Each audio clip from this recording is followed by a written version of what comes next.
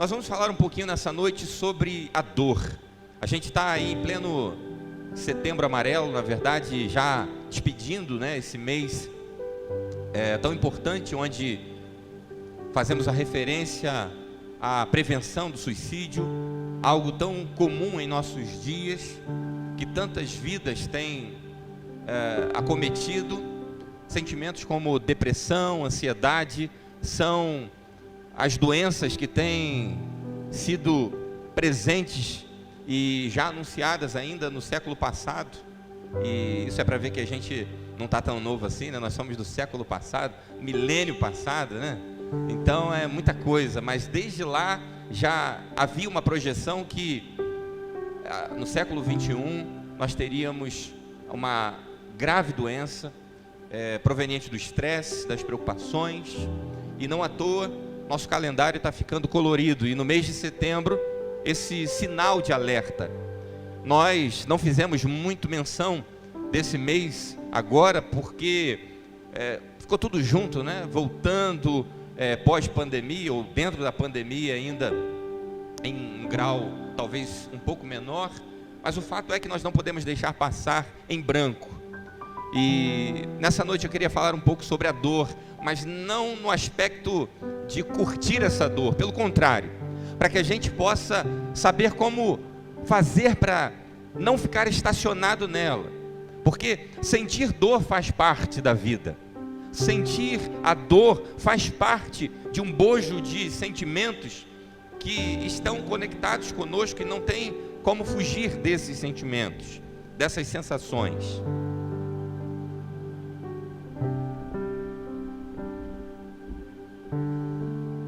Estou com medo de cair aqui. Obrigado, Gel. E a gente precisa estabelecer alguns referenciais. Alguns referenciais, como a gente faz geograficamente. Quando a gente vai viajar, quando a gente vai para algum lugar, a gente estabelece alguns referenciais, por onde eu vou passar, um certo plano de trajetória. Assim também existem referenciais emocionais que precisam ser também e igualmente estabelecidos dentro do nosso coração, dentro de nós, para que a gente não fique refém da dor, porque se ela é algo presente na nossa vida, e é bem verdade que em muitos momentos da vida mais sentimos dor, seja no aspecto literal ou no aspecto amplo da palavra. Muitas vezes nós não estamos com dor física, mas há aquela dor na alma, há aquela dor que aperta o nosso coração, que de algum modo perturba a nossa mente, e nesse aspecto todos somos iguais.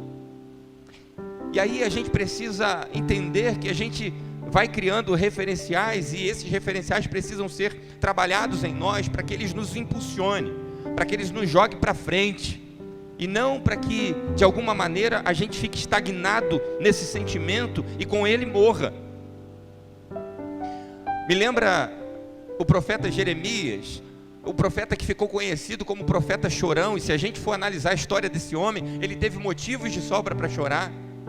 Não foram à toa as lágrimas que ele derramou. Viveu num tempo difícil, onde as pessoas estavam totalmente longe dos preceitos de Deus, da vontade de Deus, onde esse homem foi rejeitado pelos seus, em detrimento de ser fiel ao Senhor, e a angústia que veio sobre o coração dele, a ponto dele ser o único dos profetas a ter um livro especialmente para relatar os seus lamentos, Lamentações de Jeremias. Mas é nesse texto, é nesse meio de lamentações, que ele vai dizer e vai ressignificar a vida e o contexto ministerial dele, e vai dizer: olha, eu quero trazer à memória aquilo que me dá esperança. Ele define um referencial emocional, não dentro daquilo que foi ruim, dentro daquilo que foi derrota, mas aquilo que poderia impulsioná-lo para frente, para que ele não ficasse estagnado na dor. Davi, quando vai lutar contra o gigante, é interessante porque Davi se apresenta e ele é desacreditado, e aí Davi, ao invés de contar as derrotas, ao invés de relembrar aquilo que não deu certo, Davi cria um referencial de impulso, um referencial que pudesse gerar no coração dele encorajamento. E ele vai dizer para Saul, vai dizer para os seus irmãos, vai dizer para aquele povo: olha, eu vou lutar contra o gigante, porque antes do gigante eu já lutei contra um urso, eu venci, eu lutei contra um leão, eu venci. E aí a gente vai aprendendo que igualmente nós precisamos também estabelecer alguns referenciais que nos impulsione e não referenciais que nos paralise. É muito fácil, né, criar referencial que paralisa a gente, e a gente vai se auto-sabotando, a gente vai não se permitindo viver em detrimento do medo, do que vão pensar, do que vão achar, de como eu vou me ferir. Será que isso vai ser bom? Será que não vai? Mas é quase certo que não seja bom. E a gente vai dentro desse ambiente de fantasmas emocionais, deixando de viver a vida que Deus quer que vivamos, porque Deus quer que eu e você tenhamos vida, e Ele nos prometeu uma vida não qualquer, mas uma vida em abundância, uma vida cujo interior possam fluir rios de água viva. Portanto, nós não podemos aceitar menos que isso, porque o nosso Deus nos prometeu vida, e Ele que é o autor da vida, Ele que é o Senhor da vida, Ele que é a própria vida, está aqui nessa noite para ministrar sobre o meu e o teu coração, para que, se de alguma forma referenciais que nos paralisem estejam ainda de pé na nossa vida, que a partir dessa noite eles caiam por terra em nome de Jesus, e que a gente, à semelhança de Jeremias, a semelhança de Davi e de tantos outros homens e mulheres de Deus, registrados por sua palavra, possamos sair daqui nessa noite dizendo assim: eu quero trazer à memória aquilo que me dá esperança. Eu quero lembrar dos ursos e leões que eu enfrentei e matei, não pela minha força, mas porque o Senhor caminha comigo. Porque é isso que Davi diz, é isso que Davi fala diante do gigante: você vem contra mim com lança, escudo, mas eu vou contra você em nome do Senhor dos Exércitos. Que ao ir para casa, a gente possa ir em nome do Senhor dos Exércitos, que ao dormir e levantar, a gente possa fazê-lo em nome do Senhor dos Exércitos, que ao pisar a planta do nosso pé, para caminhar e para sair para mais um dia de luta, a gente possa ir em nome do Senhor dos Exércitos, porque esse Senhor caminha conosco. Eu quero convidar você a abrir a palavra de Deus no Evangelho do Senhor Jesus, segundo escreveu Lucas, no capítulo 8, Lucas capítulo 8, a partir do verso 40.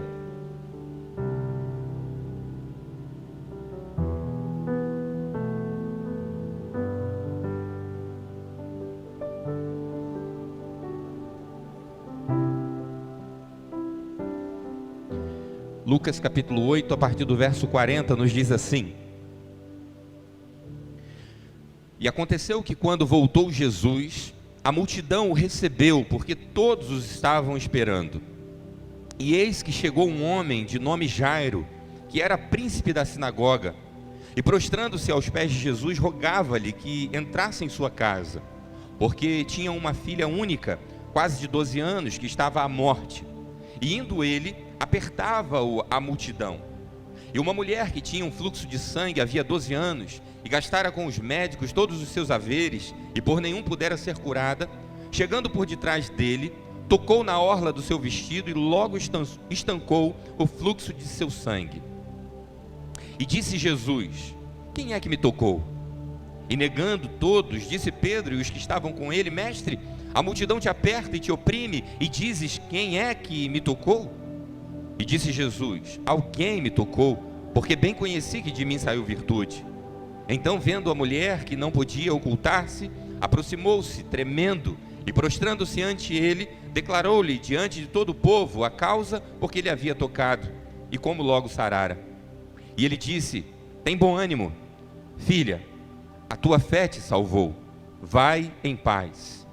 Estando ele ainda falando, chegou um do príncipe da sinagoga, dizendo: a tua filha já está morta, não incomodes o mestre. Jesus, porém, ouvindo, respondeu-lhe dizendo: não temas, crê somente, e será salva. E entrando na casa, a ninguém deixou entrar, senão a Pedro e a Tiago e a João, e ao pai e à mãe da menina. E todos choravam e pranteavam. E ele disse: não choreis, não está morta, mas dorme. E riam-se dele, sabendo que estava morta. Mas ele, pondo-os todos para fora, e pegando-lhe na mão, clamou dizendo: levante, menina. E o seu espírito voltou, e ela logo se levantou. Jesus mandou que lhe dessem de comer. E seus pais ficaram maravilhados, e lhes mandou que a ninguém dissessem o que havia sucedido. Interessante porque esse negócio de dor é tão democrático que não escolhe ninguém. Há quem até não sinta dor. Pelo menos segundo as estatísticas, 50 pessoas no mundo são acometidas aproximadamente, né? 50 pessoas no mundo. Você imagina, para ir quase 8 bilhões ou 8 bilhões de pessoas, 50 pessoas, isso é um nada. Que não sentem dor, que tem uma doença chamada síndrome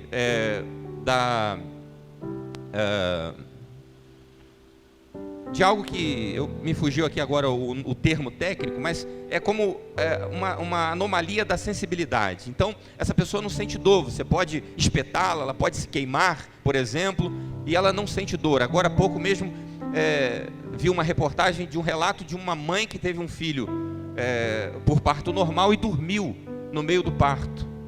Isso é inimaginável para quem sente dor.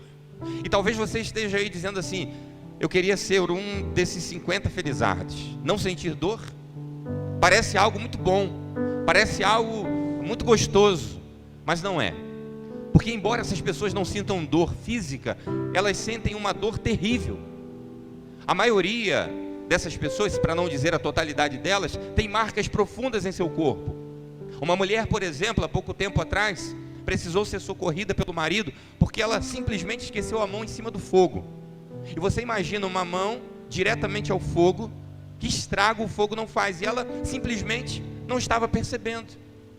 E essas pessoas são mutiladas, elas ficam com marcas terríveis, e aí vem a dor de não sentir dor. Então, até essas pessoas sentem dor, não a dor física, mas a dor emocional, a dor de sentirem-se desprotegidas, porque afinal de contas, se elas estiverem sendo esmagadas por alguma coisa, vão morrer, se não houver ninguém que socorra. Então, aquilo que parece num primeiro momento bom, acaba se tornando um grande pesadelo, porque a dor, na verdade, é o alerta, é aquilo que nos previne de algo pior, e aí por isso a gente se afasta.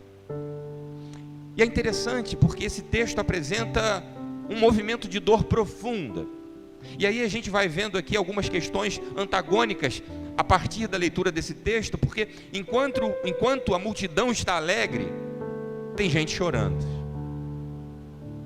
É interessante porque a gente olha e percebe que a vida nem sempre está tão boa para todo mundo. Há até um pensamento popular que diz que enquanto alguns choram, outros vendem lenço, né? Então a tristeza de uns é oportunidade para outros. Agora mesmo com a pandemia, o que surgiu de oportunidade de trabalho ou de um nicho que não era explorado até então é sanitização, higienização. O que é desgraça para uns acaba sendo oportunidade para os outros. O fato é que enquanto aquele povo estava alegre, Jesus está vindo de Gadara após libertar um homem cuja vida era oprimida por uma legião de demônios. Agora Jesus chega a Betânia e Jesus está diante daquelas pessoas. Jesus está diante de uma multidão festiva, alegre, mas naquele cenário está um homem desesperado, um homem cujo coração está apertado, aflito, afinal de contas, a sua filha estava para morrer. Aquela menina tinha aproximadamente 12 anos, e aí é preciso entender que naquele contexto, naquela cultura, uma menina aos 12 anos já era considerada uma pessoa adulta. Era a fase onde a menina estava, por exemplo, livre para casar. Ou seja, tinha uma conotação de um início de uma vida de fato, de uma vida promissora, de uma vida como uma mulher genitora. Aquela menina estava no, digamos assim, auge, agora para viver de fato uma vida como mulher, como adulta. E é exatamente nesse momento em que ela está vivendo a transição, porque dentro daquela cultura não igual à nossa, essa questão da transição, da adolescência, algo que, de certa forma, olhando para a história da humanidade, é algo até recente. Dentro daquela cultura não. Então ela está vivendo no auge do número da idade, mas ao mesmo tempo da realidade dela. É uma realidade de uma morte iminente. Jairo está no seu momento melhor social, um homem cuja referência era ser príncipe de uma sinagoga, chefe de uma sinagoga, algo grandioso dentro daquela cultura, algo muito positivo para a vida dele, mas ao mesmo tempo vivia o seu pior drama familiar. E aí, quem em uma posição de destaque social pode ter alegria se dentro de casa as coisas vão mal?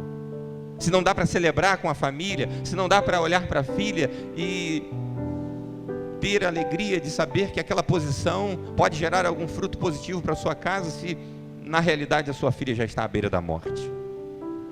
É interessante porque o nome Jairo significa aquele que brilha, aquele que resplandece, e era tudo que não estava acontecendo na vida dele. Era tudo que não estava acontecendo dentro de Jairo. E há momentos na vida da gente que parece que as coisas vão se escurecendo, parece que as luzes vão se apagando. Quem já não teve o seu dia de querer ficar num quarto escuro, trancado, quietinho, onde ninguém pudesse ver, para respirar, para chorar as lágrimas que só a pessoa e Deus sabe que foram derramadas? Quem já não se sentiu tão obscurecido pelos problemas da vida ao ponto de não ver brilho algum nela? E Jairo está vivendo isso. Só que a experiência desse homem, a experiência de dor de Jairo, ensina para mim e para você que nós podemos viver a dor sim, mas não estacionar nela, porque se a dor faz parte da vida, não é nela que Deus quer que a gente viva. A dor é um trajeto, é um tempo, é uma oportunidade ruim, sim, mas ao mesmo tempo que pode trazer grandes ensinamentos para a nossa vida. Quantas pessoas deslancharam na vida a partir de momentos de dor? Precisou ser pela dor, porque é assim que a palavra de Deus diz, não é? Às vezes não é pelo amor, é pela dor. E nem toda dor é proveniente de um plano de Deus, porque há pessoas que dizem, eu estou passando isso, Deus quer que eu passe. Nem sempre.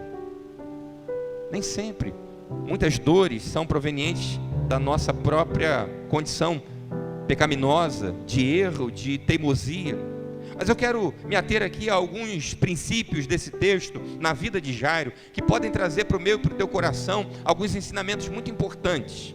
O primeiro ensinamento que eu quero destacar, para que a gente não estacione na dor, é entender a postura de Jairo. Jairo se despiu de todo orgulho e preconceito. No verso 41 diz que chegou um homem de nome Jairo, que era príncipe da sinagoga, e prostrando-se aos pés de Jesus, rogava-lhe que entrasse em sua casa. É interessante porque Jairo possuía uma posição de muita visão, de alguém muito importante. Ele, como chefe da sinagoga, estaria de fato se expondo muito na frente daquela multidão. É interessante pensar que as portas da sinagoga já estavam fechadas para Jesus. Se você olhar no capítulo 6 de Lucas, nós vamos encontrar lá, nesse momento, aqueles religiosos da época, na sinagoga, discutindo como pegariam Jesus pelo pé. Afinal de contas, Jesus tinha curado gente no sábado, os discípulos tinham comido alimentos sem lavar as mãos, e eles estavam ali já tramando como poderiam pegar Jesus na curva. Então, as portas da sinagoga já estavam fechadas para ele. Jairo era um homem muito conceituado, alguém que tinha o respeito das pessoas, alguém que as pessoas olhavam e tinham como um grande líder. Afinal de contas, ninguém é chefe da sinagoga sem ser alguém de referencial. A sinagoga especialmente foi criada num momento muito crítico da história do povo de Deus. No momento do exílio babilônico, eles não tinham como adorar no templo, não tinham como se reunir no templo, e a configuração da sinagoga então é formada para que eles pudessem ter um momento de adoração, um momento de aprendizado.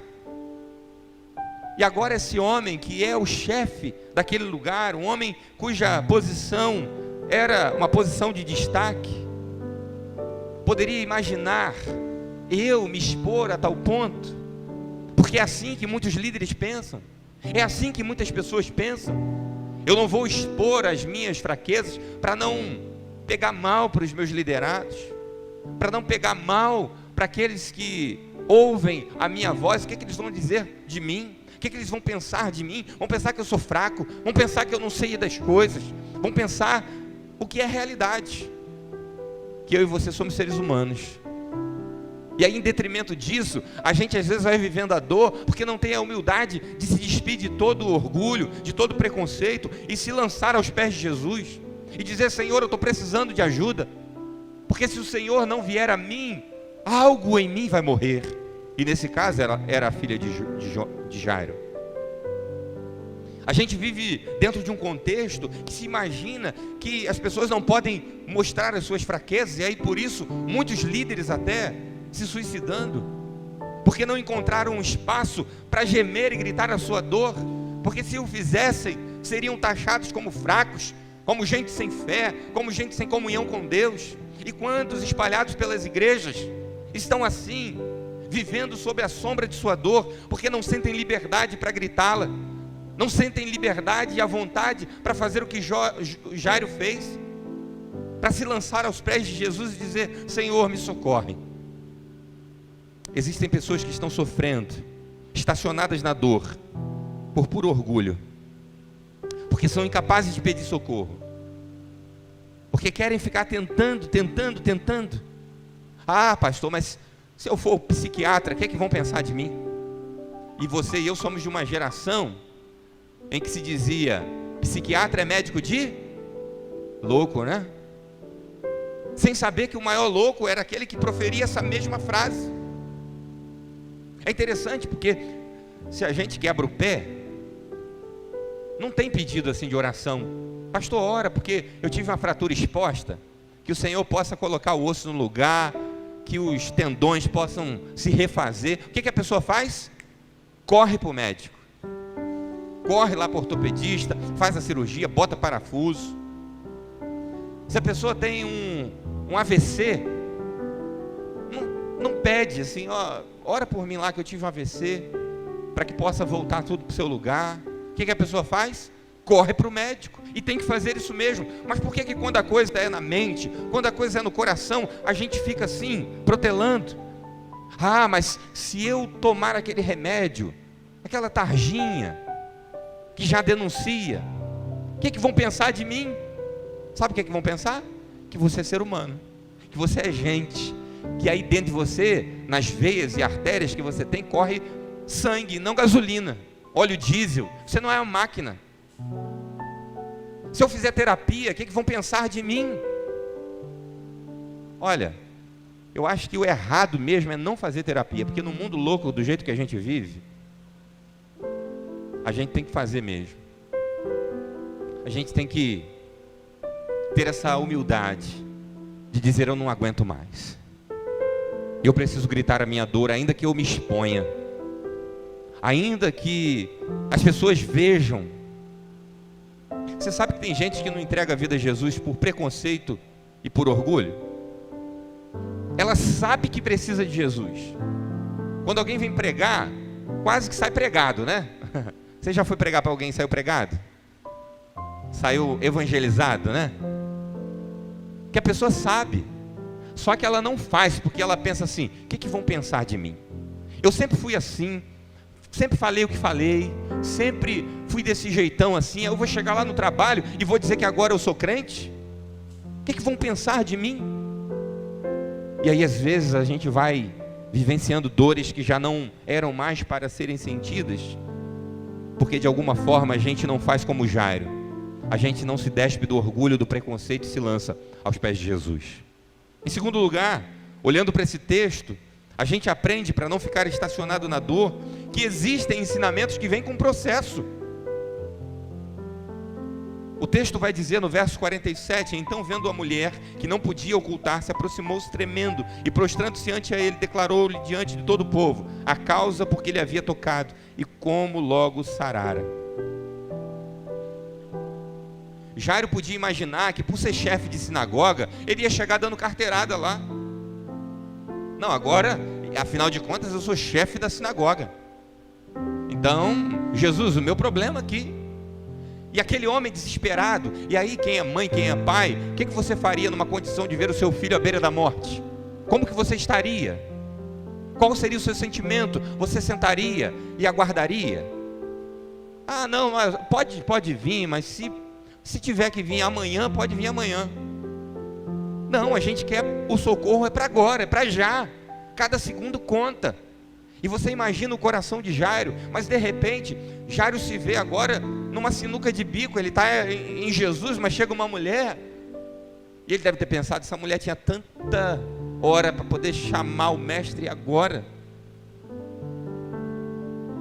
E aí, é interessante porque a gente olha para as histórias, e aí a gente fica pensando, mas poxa, é até injusto, né? Afinal de contas, Jairo chegou na frente, poxa. Ele pegou a senha primeiro.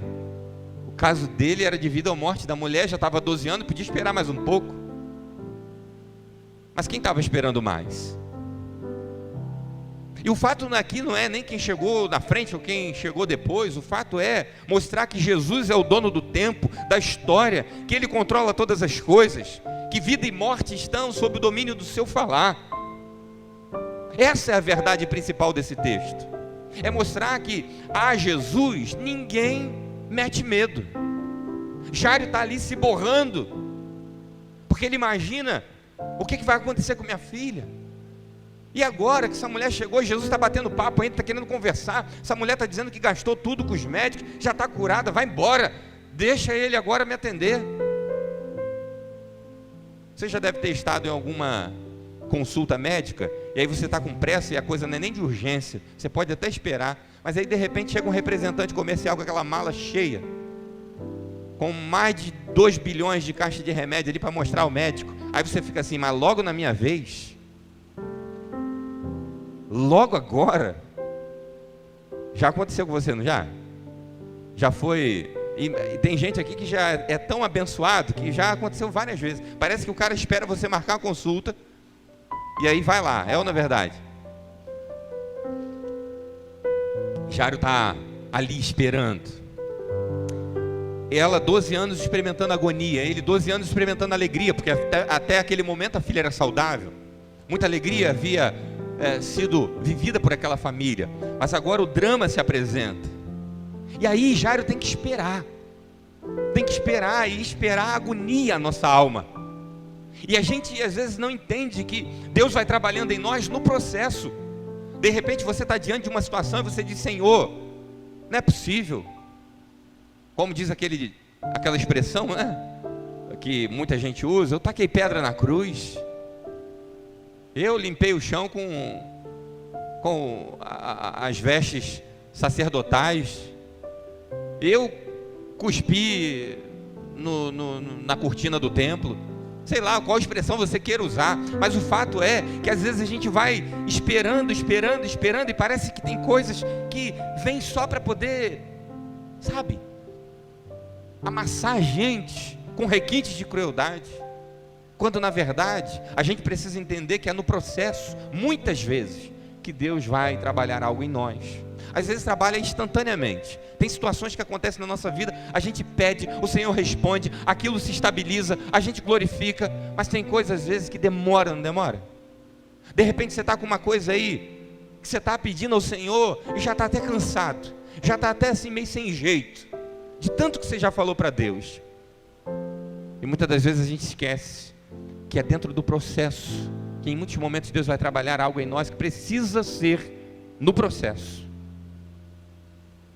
É interessante porque Jesus agora deixa Jairo em stand-by e se concentra naquela mulher.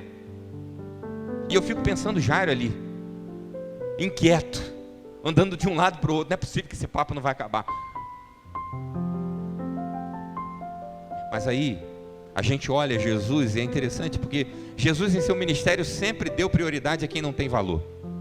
Sempre. É por isso que eu e você estamos aqui. Porque Jesus olha para mim, para você que não temos valor nenhum, e Ele diz assim: você é filho amado, você é filha amada. É do lixo que eu te tirei, porque você é príncipe, é princesa. Não é isso? Se Ele é rei, se Ele é Senhor. E aí, é interessante, a gente olha Jesus, por exemplo, dizendo: vinde a mim, os pequeninos. E se a gente olhar para a cultura daquela época, criança não tinha valor quase que nenhum. Criança tinha um valor no sentido da conjectura da mulher ser uma mulher fértil, mas o louvor estava na mulher e não na criança. O fato era a criança, a mulher gerando a criança, a genitora de filhos, aquela que podia gerar vários filhos. Criança não tinha assim esse romantismo que a gente tem hoje, como o centro do universo, né? Uma criança chega na família, pronto, acabou todo mundo. É a criança agora que manda, é a criança que é a referência. A gente esquece de dores, a gente esquece de contas. Enquanto está ali a criança é o centro das atenções, modifica todo um contexto. Mas naquela época não. E Jesus vai dizer: olha, não impeças, deixa que eles venham a mim. Jesus dá valor aos estrangeiros. E é interessante o quanto que a Bíblia aponta para esse fato, né? A gente vê, por exemplo, na história de Ruth, aquela lei que os estrangeiros tinham que, ou podiam, né, pegar da colheita que ficavam pelos cantos do campo. Jesus vai dar valor aos órfãos e viúvas, gente que era a escória da sociedade, que era deixada de lado, a ponto de Tiago dizer que a verdadeira religião, aquela limpa, imaculada, era se desviar da corrupção do mundo e atender aos órfãos e viúvas nas suas necessidades. Jesus vai dar valor à mulher, a figura da mulher que também, tirando o fato de ser mãe de filhos, não tinha valor algum, não podia fazer um monte de coisa, não podia fazer quase nada. E aí é interessante, porque se a gente olha para a Bíblia no primeiro momento e sem conhecimento do texto como um todo, a gente vê pessoas hoje dizendo que a Bíblia é um livro patriarcal e machista. Erram pelo menos em 50% da afirmação, porque patriarcal pode até ser, mas machista não. Se a gente olhar, desde o Antigo Testamento, mulheres assumem papel de liderança, de importância. E a gente vai, no Novo Testamento, constatar Jesus dando valor à figura da mulher. É interessante porque ao pé da cruz, exceto João, todos foram embora, mas estavam lá as mulheres.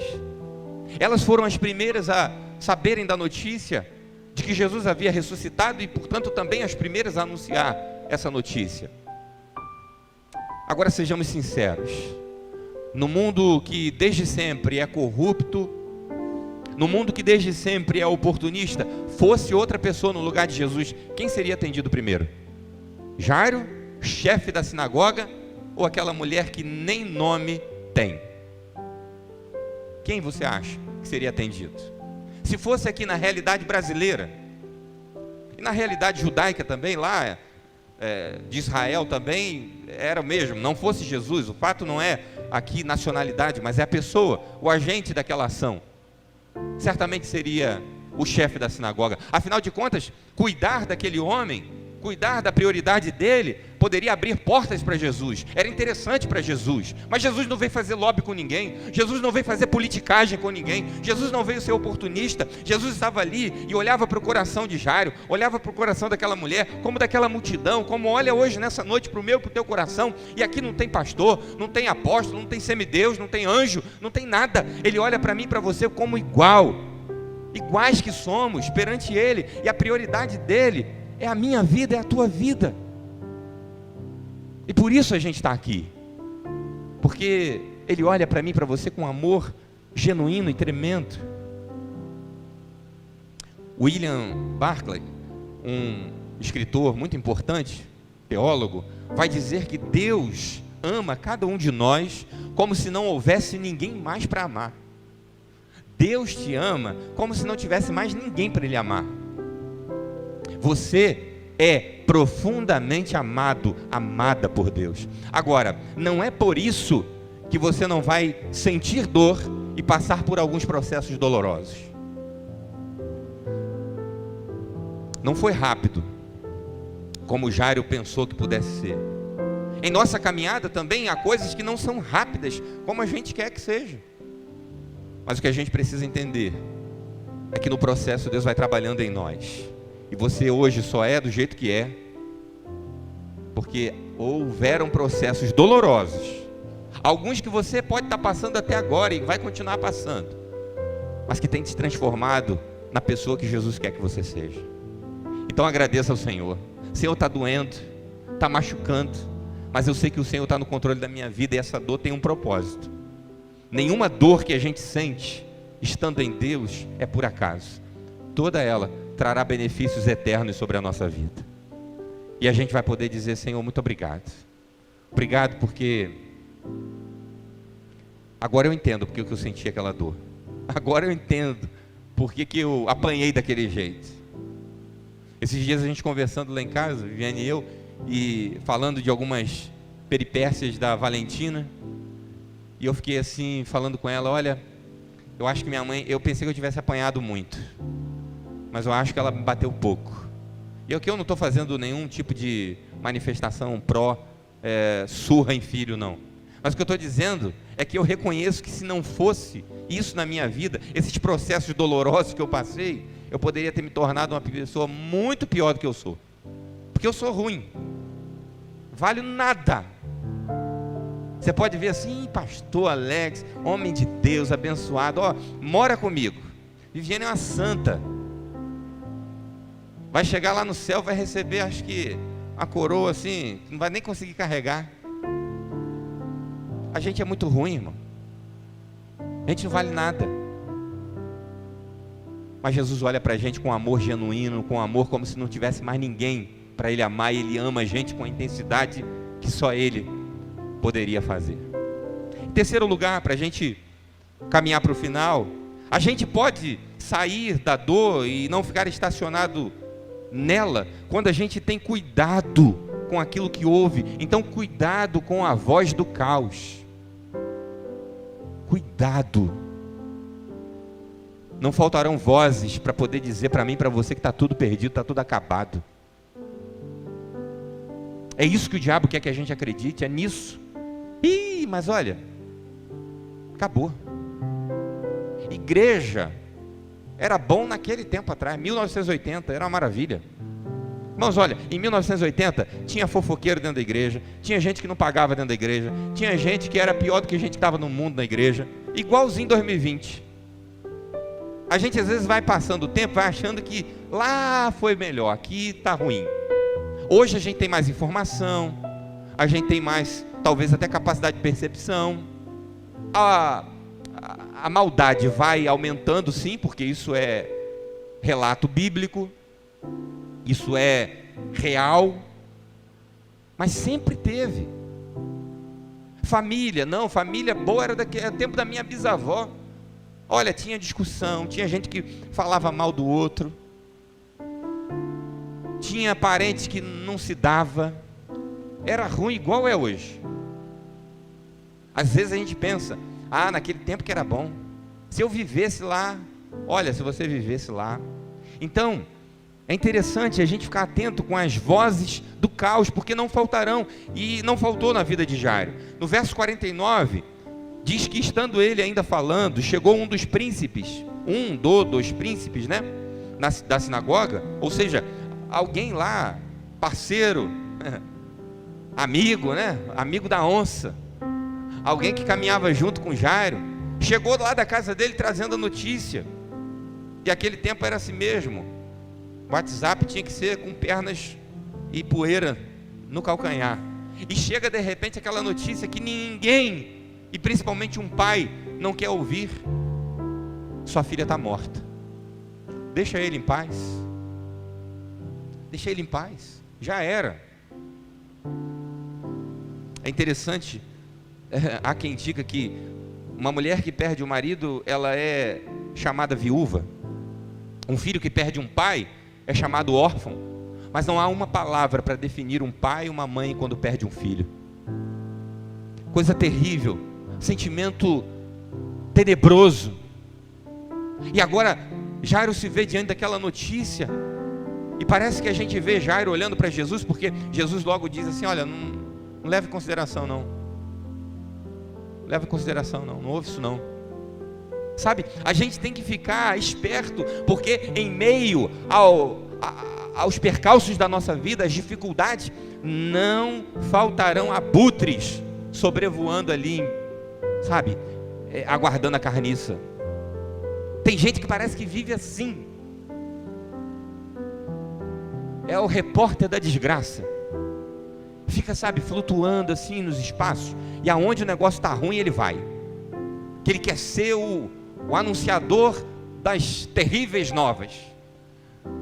Mas eu e você somos chamados daqueles que vieram anunciar as boas novas.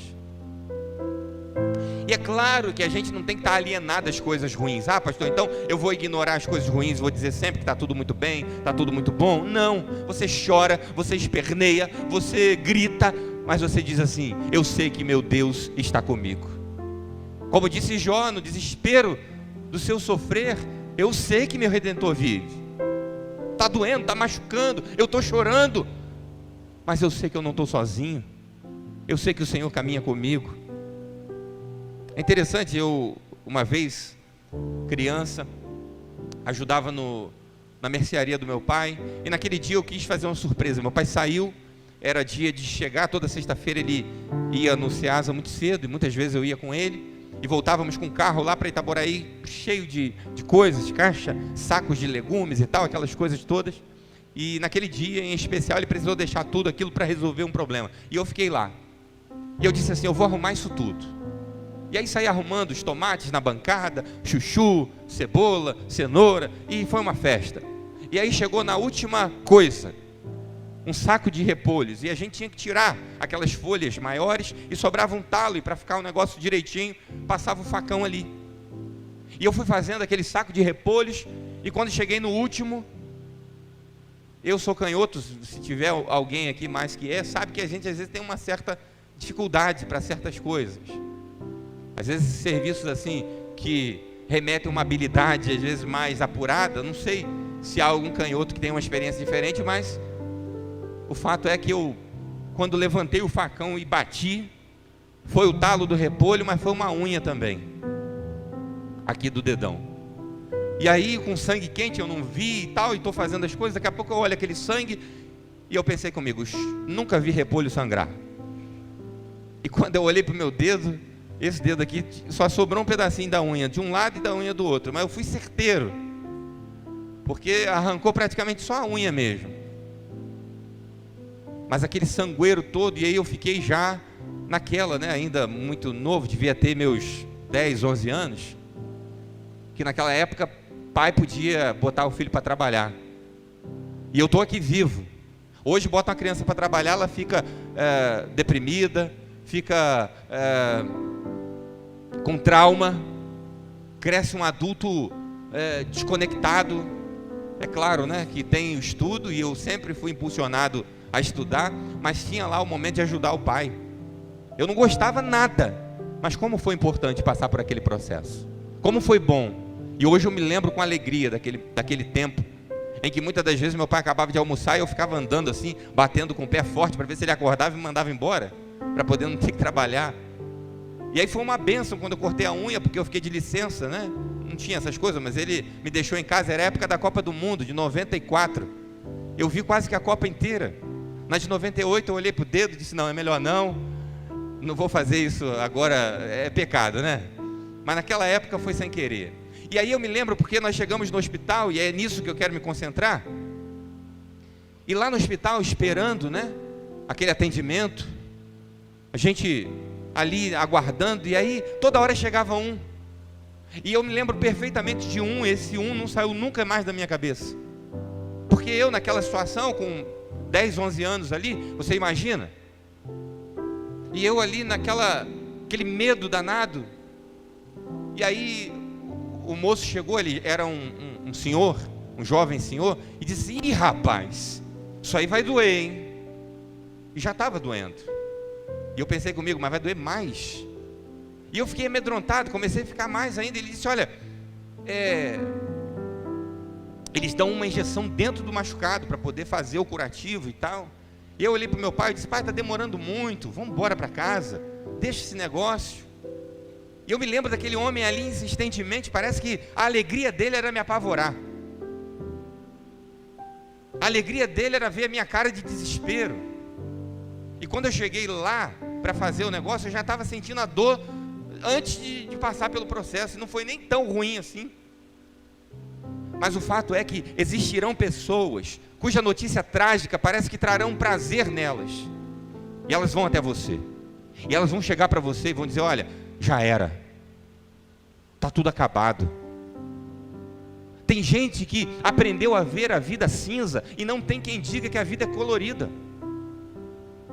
As pessoas já mergulharam num olhar negativista, num olhar cuja a prática é tão assim para baixo que não tem mais do que sorrir. Soube de uma história de um homem, isso não é piada, um homem que era tão negativo que o filho um dia disse pro pai assim, diante, né, do histórico do pai de ser tão negativista, um dia ele fez um teste e deu certo, ou seja, deu errado, porque ele disse para o pai: você sabia que hoje é 1º de outubro? E aí o pai disse: eu sei, isso não é terrível, filho? Não tinha nada. Mas você percebe? As pessoas vão entrando numa de ver tudo ruim, ruim, ruim. Você já encontrou com gente assim? Que não vê nada de bom? Gente que talvez se chegar no céu vai reclamar com Deus porque vai estar faltando alguma coisa. Gente que aprendeu a ver a vida ao contrário. E a notícia trágica foi até Jairo. Sempre vai ter um missionário do caos. Sempre terá. E às vezes a gente é tão pragmático que a gente se esquece de que Deus é quem dá a última palavra de fato. Às vezes a gente encontra, e às vezes somos até nós mesmos, essas pessoas, que pedem por pedidos até constrangidos, quase que dizendo assim: olha, ora, mas assim, eu sei que o negócio está muito difícil. Já assim, pede oração, já meio que fazendo uma ponderação, porque sabe lá no fundo que já era, não dá não. Mas, poxa, afinal de contas eu sou crente, tem que pedir para orar. Mas eu mesmo não acredito, eu mesmo acho que é muito, eu mesmo acho que isso é impossível para Deus fazer. A gente às vezes se esquece disso, de que nós estamos diante do Senhor, daquele que é dono do tempo, daquele que é dono da história. E Jesus olha para Jairo e fala assim: olha, ouve não, fica tranquilo. Depois Jesus vai repetir isso. Jesus chega naquela casa, Jesus vai dizer: olha, ela não está morta, mas ela dorme. E é interessante porque aqueles que estavam chorando agora começam a rir. E é interessante isso porque, como é trágico, cômico, né? Numa época onde pessoas eram contratadas para chorar, as chamadas carpideiras, e lá na casa de Jairo estão elas, chorando, e choravam efusivamente. Afinal de contas, poxa, tem alguém ali no velório, tem alguém ali já naquela cena de morte da filha de Jairo, e a pessoa chora tão bem, eu vou contratar também quando morrer a sogra, né? E aí eu vou lá e contrato para ela chorar bonito desse jeito lá. O negócio do comércio trágico, né? Sempre existiu. E nesse momento, talvez com requintes de crueldade, porque aquelas pessoas estavam ali chorando, mas o choro que não era de dentro. Tanto é que Jesus fala uma coisa que eles acharam engraçada, porque ele deve ter pensado: esse cara é louco. Agora eu acabei de crer que a menina está morta. E ele está dizendo que ela dorme. Aí a gente precisa entender que a gente deve sim apurar os nossos ouvidos mais para aquele que é Senhor da vida, aquele que é a própria vida, do que para os especialistas da morte. Gente que vai olhar e vai rir da sua situação e vai dizer assim: ih, já era. Como falaram para Jairo, como disseram para ele: olha, já era, acabou, não incomoda mais não. E depois, pessoas que riram, como riram naquela cena de Jesus, podem olhar para você e rir, né? Dizer assim: ah, isso aí já era, acabou. Gente que é especialista em sepultar sonhos, em sepultar vidas, em sepultar projetos. Mas eu quero dizer para você que nós não andamos sozinhos. E quem está conosco é o Senhor, que é dono da vida e que é a própria vida, como ele diz lá em João 14,6: eu sou o caminho, a verdade e a vida. A vida caminha conosco. O Senhor de tudo caminha ao nosso lado. Então ouça mais o Senhor. Quem sabe você está ouvindo muita gente, muitas vozes, mas não para ouvir Deus.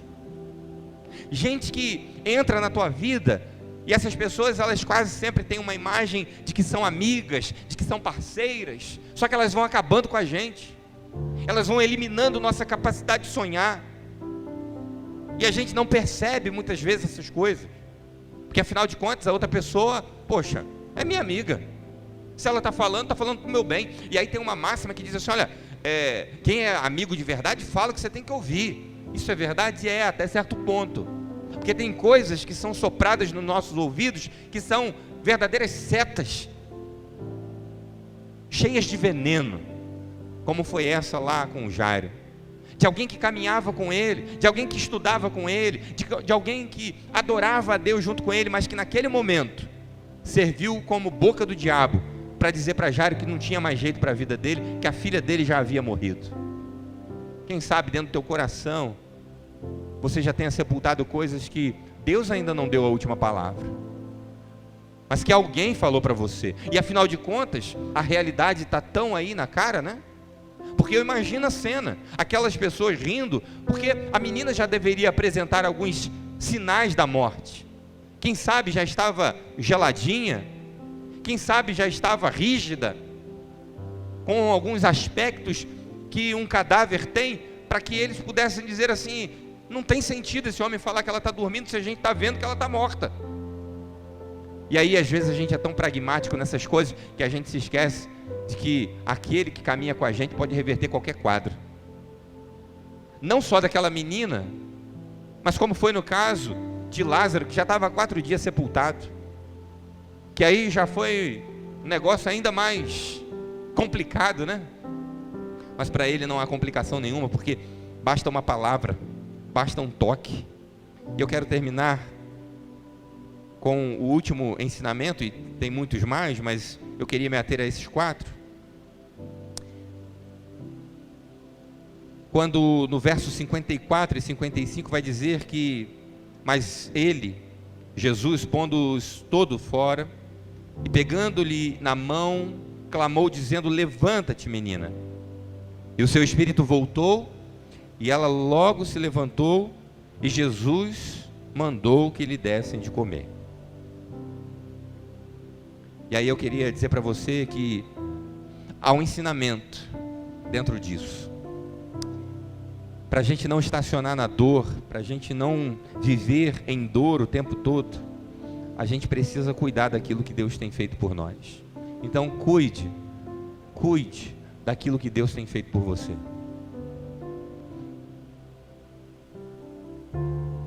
Será que essa experiência de morrer e ressuscitar dá fome? Porque, olha, é um negócio incrível. A menina é ressuscitada e Jesus manda que dessem a ela de comer. Se a gente olhar, por exemplo, lá para a história de Eutico, em Atos 20, quando Eutico está na janela, cai, morre, aquele menino que, diante da pregação extensa de Paulo, acabou cochilando e caiu para o lado de fora, que é assim, né? Nem para cair para o lado de dentro, caiu para o lado de fora, estava lá no 3º andar e buf, morreu. Depois que ressuscita, aquele menino sobe e diz que tem um grande banquete. Paulo ainda prega mais um pouco, mas antes come. Na ressurreição de Lázaro, não no capítulo 11, mas no capítulo 12 de João, vai dizer que depois de 1 semana, ou de 6 dias, para ser mais preciso, que houve a ressurreição de Lázaro, estava Jesus lá com os discípulos, fazendo uma grande ceia, e quem estava lá na mesa? Jairo. Mas não foi imediatamente. Mas no caso específico de Eutico e dessa menina, sim. Aí a gente fica assim, mas será que isso é à toa? Jesus já não podia ter ressuscitado a menina de barriga cheia? Afinal de contas, o que é mais fácil? Ou menos difícil? Jesus ressuscita a menina da morte e depois manda dar de comer? Olha, eu creio que tudo na Bíblia tem um sentido. Tudo na Bíblia tem uma aplicação para a nossa vida. E não seria por acaso ou à toa essa informação. E certa vez eu ouvi uma expressão a respeito desse milagre que eu achei simplesmente espetacular, que é exatamente essa. Aquelas pessoas, Jairo, precisavam entender que o milagre que Jesus tinha feito precisava ser alimentado. Tem gente que estaciona na dor, porque tudo que Deus faz por ela, ela trata com desleixo, ela não dá valor. E está cheio de gente assim, ó, que vive de milagres em milagres, mas não alimenta aquilo que Deus tem plantado. São oportunistas, buscam a Deus, são atendidos e depois, ó, vazam.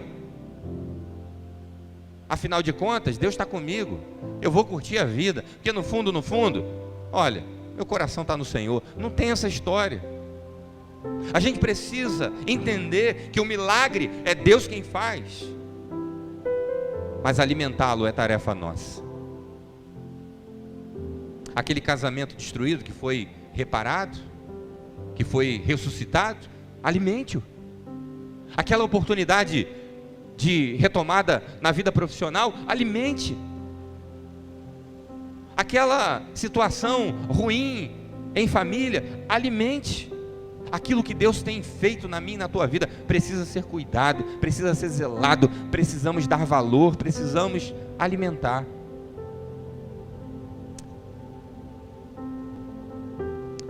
Se essas 4 aqui que eu falei, ou outras circunstâncias, têm de alguma forma feito você estacionar na dor, eu quero, em nome de Jesus, ser boca de Deus na tua vida, aqui e aí, da onde você está nos acompanhando, para que você possa sair desse ambiente de dor.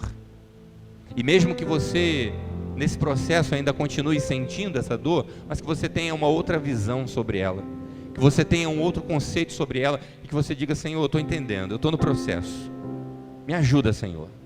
Porque é interessante na oração de Jesus, em João 17, onde ele vai dizer: peço, Deus, ou Pai, que não os tire do mundo, mas que os guarde.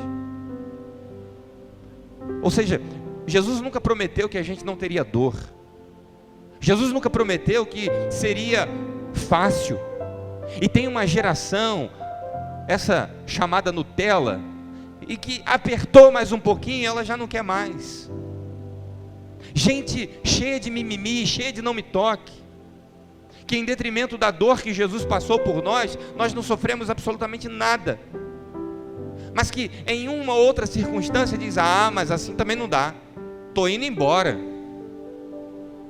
Mas glória a Deus que você tem ficado.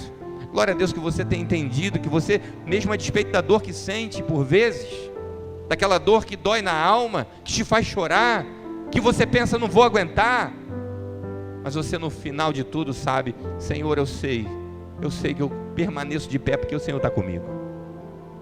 E ainda que os abutres do caos sobrevoem sobre a minha cabeça, dizendo que está tudo perdido, quantas vezes Satanás sussurra nos nossos ouvidos: não adianta, você não aprende, não adianta, você tenta, mas no final de tudo, ó, você volta para o mesmo estágio, já era. Mas enquanto isso, o Espírito Santo de Deus está dizendo para a gente: olha, não dê ouvido, isso aí está dormindo, mas vai acordar já já. Isso aí é transitório. Agora a gente precisa alimentar. E quantas coisas a gente às vezes pede de modo visceral ao Senhor, mas na hora de cuidar do que Deus dá, a gente até pragueja. Gente que pede para entrar num trabalho e que depois de alguns meses levanta para o trabalho, mas maldizendo o patrão, o chefe, o expediente. Gente que fica louca para casar, mas depois pragueja o marido, pragueja a mulher. Gente que é doida, tem o sonho de ter uma família, mas depois que tem, diz: meu Deus, que praga é essa que eu fui arrumar para a minha vida?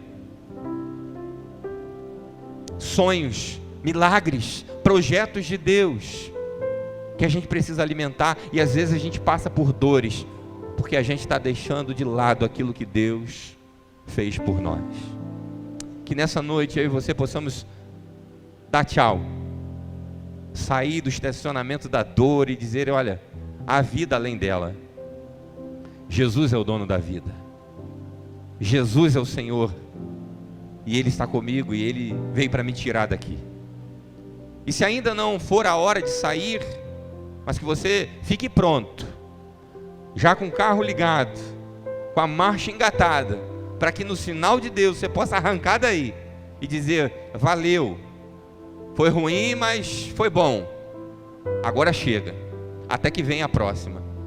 Porque processos dolorosos são parte da vida de qualquer um de nós. Mas aqueles que têm Jesus ao seu lado, têm a garantia que no final, ainda que algo tenha morrido, pode ressuscitar diante da palavra que o nosso Senhor possa imprimir. Então, em nome de Jesus, se amanhã, ou se hoje ainda, vier um abutre, sabe, voando aí, dizendo aí, diga assim: olha, em nome de Jesus, em nome de Jesus, eu sei que o negócio está brabo, está feio, mas eu não olho só para o problema não, eu não olho só para a menina morta não, eu olho para quem está comigo, porque quem está comigo manda até na morte, quem está comigo ordena a vida e a morte, como diz a palavra do Senhor. E como diz o próprio Jesus, aquele que está em mim, ainda que morra, viverá. Em nome de Jesus, eu e você fomos chamados para viver. Vida é o ambiente que eu e você temos para viver. Então, em nome de Jesus, viva sim as dores, mas saiba que aí não é o teu lugar de estacionamento. Você é cuidada pelo Senhor, e Ele está no controle da nossa vida. Então, em nome de Jesus, creia nisso. Nós vamos louvar Ele agora. Vamos cantar uma canção da qual seja a nossa oração, e que a gente possa, em nome de Jesus, sair daqui agora com o coração vibrando de alegria, porque Jesus está conosco. Quem sabe você chegou aqui e disse assim: olha, pastor, eu quase nem vim, porque o que me espera essa semana é tão assim difícil, que eu estou preocupada, o que eu tenho passado, olha, não é nem ambiente para estar aqui, eu vim mais porque eu estou até de máscara, e aí ninguém vê se eu estou zangado, se eu estou fechado, se eu estou sem sorrir, mas em nome de Jesus, que aí debaixo dessa máscara, você possa ter motivos suficientes para sorrir, mesmo em meio à dor, porque o Senhor está com você, você não está sozinho, você não está sozinha, o Senhor é contigo, por onde quer que você andar.